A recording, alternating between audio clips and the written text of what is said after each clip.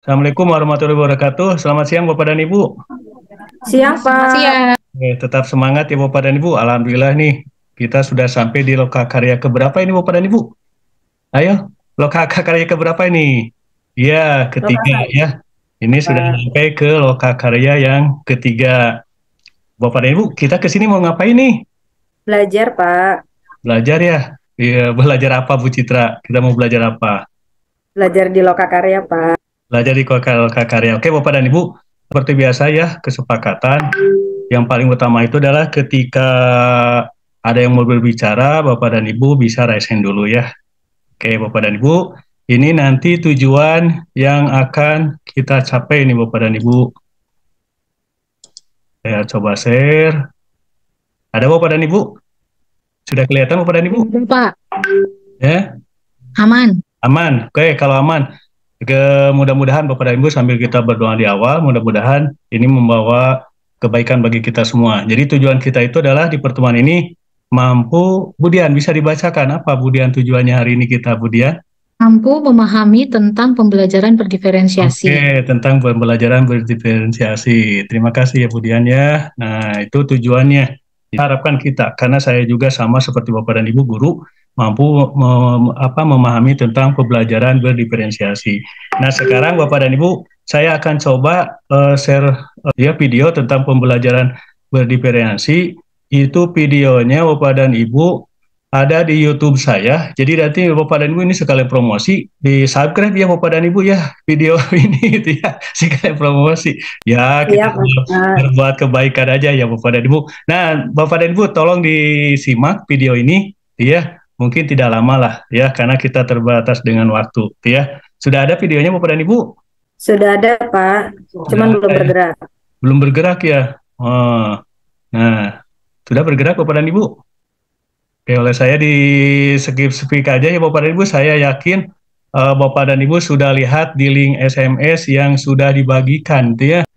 Link LMS sudah ada itu Bapak dan Ibu ya. Jadi saya yakin Bapak dan Ibu sudah melihatnya. Nah, untuk berikutnya nanti saya akan share di kolom chat ini. Silakan Bapak dan Ibu untuk mengisi Padlet yang sudah ada ini. Nanti bagaimana Bapak dan Ibu ya, saya kirim share. Nah, sudah saya kirim ya. Silakan Bapak dan Ibu untuk diisi. Sudah kelihatan Bapak dan Ibu, bisa dibuka Bapak dan Ibu? Oke, kalau sudah dibuka, terima kasih ya. Kalau sudah bisa dibuka. Nah, sudah ada nih yang jawab nih. Oke, kita lihat ya Bapak dan Ibu. Kita lihat hasilnya. Nah, sudah ada kelihatan Bapak dan Ibu? Yang Aman, pertama, Pak.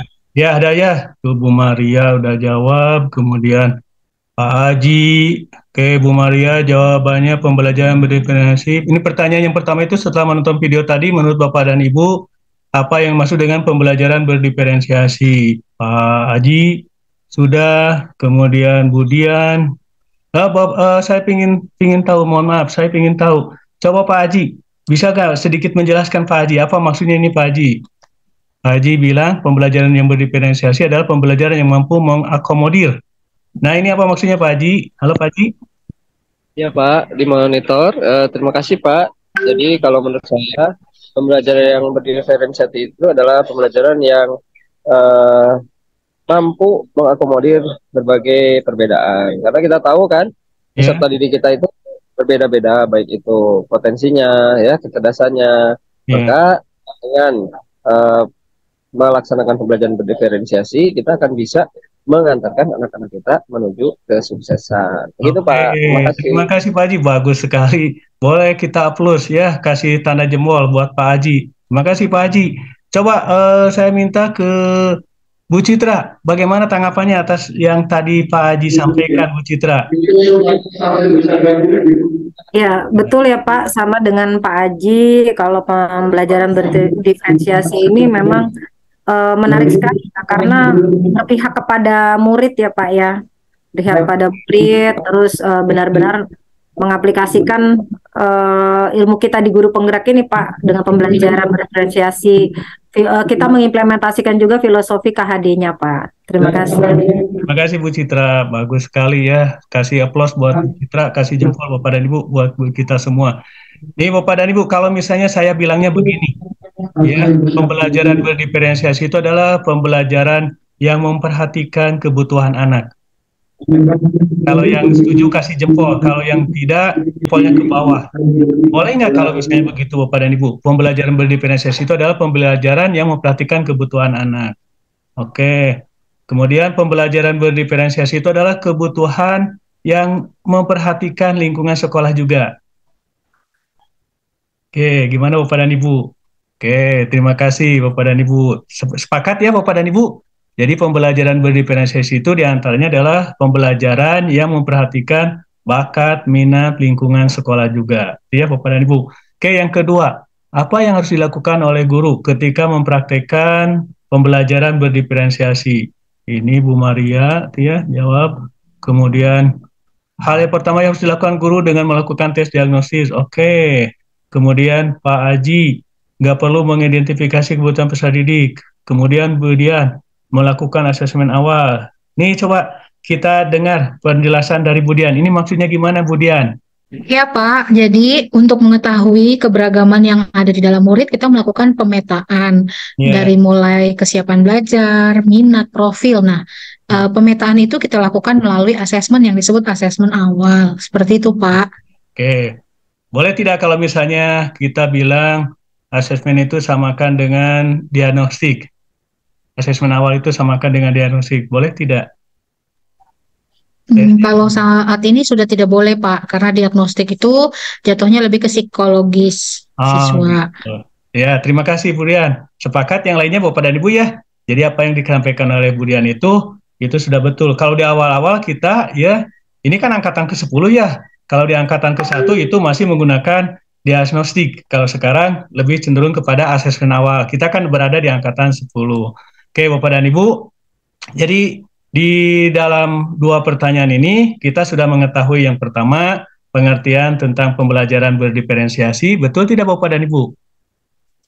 Ya, kemudian yang kedua langkah-langkah yang harus dilakukan ketika kita melakukan pembelajaran berdiferensiasi. Coba Bapak dan Ibu, ini saya ada apa namanya? Ada Bapak dan Ibu? Menurut Bapak dan Ibu ini bisa nggak dijadikan kesimpulan dari yang kita bicarakan tadi tentang pembelajaran berdiferensiasi? Siapa yang mau berkomentar? Ayo. Kalau yang bisa kasih tanda jempol ya atau tepuk tangannya, ya. Oke. Kemudian yang ini Bapak dan Ibu ada lagi nih. Nah ini yang harus dilakukan oleh guru sebelum melakukan pembelajaran berdiferensiasi. Bisa tidak Bapak dan Ibu? Ini menjawab pertanyaan yang kedua tadi. Yang bisa boleh kasih tanda jempol yang setuju. Atau di kolom chat tulis, ya setuju. Oke. Sepakat nggak Bapak dan Ibu? Itu pengertian pembelajaran berdiferensiasi dengan apa yang harus dilakukan dalam pembelajaran berdiferensiasi. Oke, sampai sini ada yang mau tanyakan dulu Bapak dan Ibu? Ayo semangat ya, masih semangat ya. Kita sudah sampai di lokakarya yang ketiga. Tinggal 3 lokakarya lagi. Oke, Bu Dian. Apa Bu Dian? Mbak, saya mau tanya, kalau pembelajaran berdiferensiasi itu ada yang bilang kalau itu sebenarnya kastanisasi, mengelompokkan, jadi mengelompokkan anak, melebeli anak dengan pandai, tidak pandai, dan kurang pandai. Apakah seperti itu, Pak? Makasih, Pak. Terima kasih, bagus sekali Bu Dian ya pertanyaannya. Terima kasih. Barangkali yang lain sebelum saya memberikan komentarnya, Bu Citra atau Pak Haji, mangga. Terima kasih Pak. Ya. Ya, jadi kalau menurut saya pembelajaran berdiferensiasi itu bukan melabeli mana yang tidak bisa, mana yang pintar, bukan kalau menurut saya ya. Tapi pembelajaran berdiferensiasi itu lebih ke memaksimalkan potensi siswa ya. Karena kan yang sering kita bahas juga, tidak semua siswa itu pandai berenang, tidak semua siswa itu pandai terbang ya, dan tidak semua siswa itu pandai berlari cepat. Mereka punya potensinya masing-masing gitu. Jadi kalau menurut saya beda antara melabeli yang pintar dan yang kurang pintar dengan pembelajaran berdiferensiasi. Begitu Pak. Terima kasih Pak Haji. Ya, Bu Citra sepertinya sama juga ya. Terima kasih Pak Haji. Itu barangkali Bu Dian ya.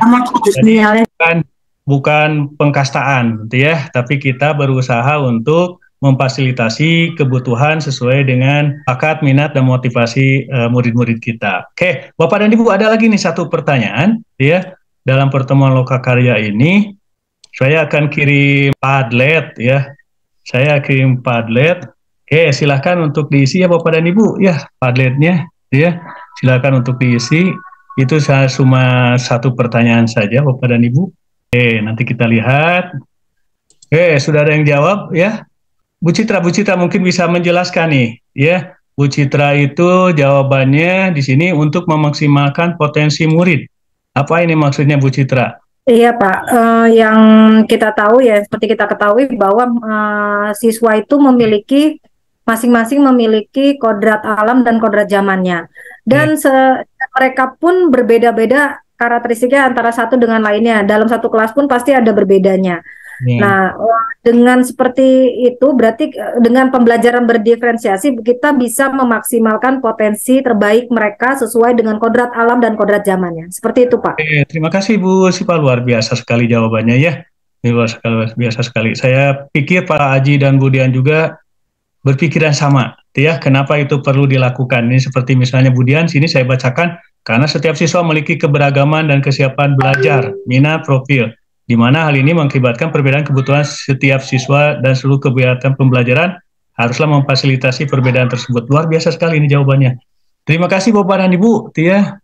Itu mungkin sebelum ditutup ada yang mau menyimpulkan Bapak dan Ibu.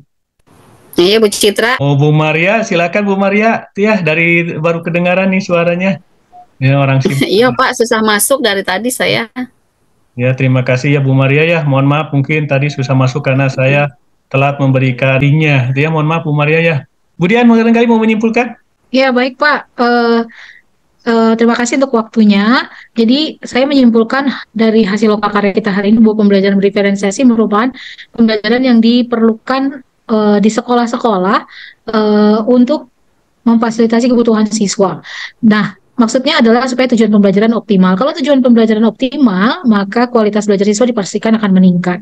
Nah, kalau hal ini terjadi di seluruh satuan pendidikan, maka transformasi pendidikan di Indonesia sudah akan tercapai. Demikian, Terima Bapak. kasih. Tepuk tangan Bapak dan Ibu buat kita semua. Ya, luar biasa Bapak dan Ibu semuanya. Ya Bapak dan Ibu, bagaimana perasaan Bapak dan Ibu dibungkus saja itu jawaban Bu Dian ya untuk kita semua. Bungkus ya Bapak dan Ibu. Iya, Bapak dan Ibu, bagaimana perasaan Bapak dan Ibu belajar sekarang? Kalau yang jawabannya senang, bahagia, angkat tangan, ya, angkat tangan, kemudian Bapak dan Ibu sambil memejamkan mata satu, menjamin matanya satu sebelah, angkat tangannya diangkat, itu berarti bahagia. Ya. Kalau cuma pejaman mata tidak angkat tangan, itu berarti tidak bahagia, banyak hutang itu. Terima kasih Bapak dan Ibu. Terima kasih Bapak dan Ibu. Kita sudah melakukan pertemuan ini. Mudah-mudahan ini bahagia buat kita semua ya, bermanfaat bagi kita semua. Bapak dan Ibu, setelah ini Bapak dan Ibu boleh pulang, tapi Bapak dan Ibu jangan lupa ya, langsung pulang. Give my best regard to your family. Oke, terima kasih Bapak dan Ibu. Assalamualaikum warahmatullahi wabarakatuh. Tepuk tangan buat kita semua. Waalaikumsalam warahmatullahi wabarakatuh.